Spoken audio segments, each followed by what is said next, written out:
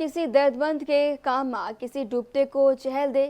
کندہکوٹ میں نجی تنظیم ہیرا سکول کی جانب سے اس مہنگائی کے دور سے گزشتہ کئی سالوں سے ہر اتوار کو قریب سینکڑوں شہریوں کو ناشتہ کرواتے ہیں اور دیگر سپورٹ بھی کرتے ہیں۔ اسی حوالے سے مزید جانتے ہیں وہاں پر موجود اپنے نمائندے محمد اسماعیل چاچڑ سے۔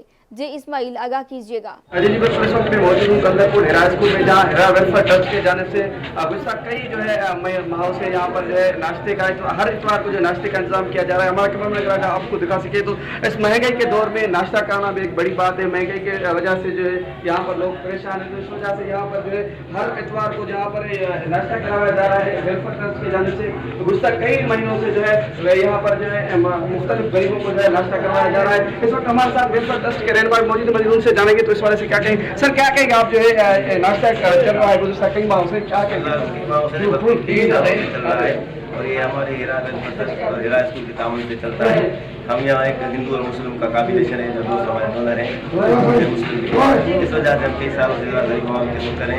اس کے علاوہ ہم غریبوں کو جو ہے بچوں کو دیتے ہیں، ان کے علاوہ جو ہے اور غریبوں کے علاج والے کی مدد کریں۔ یہ ہیرا آپ کا ادارہ ہے، ہم دوستوں کو کہتے ہیں کہ ہمارے ساتھ تعاون کریں، یہ ادارہ چلتا ہے۔ شکریہ۔ جی بالکل ناظرین، آپ نے ہیرا ویلفیئر ٹرسٹ کے رہنما کی باتیں سننے کا یہی کہنا ہے کہ ہم نے فلاحی کاموں کی کوشش کرتے ہیں کہ غریب جو طبقہ ہے جو اس وقت پریشان ہے ان کو ہم سپورٹ کرنے کی کوشش کرتے ہیں۔ انہوں نے مزید جو ہے شہر کے جو سردی والے ان سے یہ بھی ریکویسٹ کی ہے کہ ہمارے ساتھ تعاون کیا جائے تاکہ ہم اس کام کو آگے بڑھا سکیں۔